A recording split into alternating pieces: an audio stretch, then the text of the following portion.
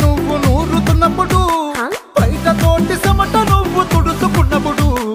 దండాన నీ సొక్కారేస్తున్నప్పుడు నీ ఒంటి వాసన తెగ గుర్తొచ్చినప్పుడు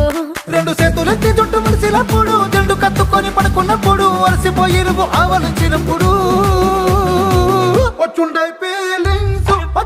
ఫీలింగ్స్ వచ్చి వచ్చి చంపేస్తుండై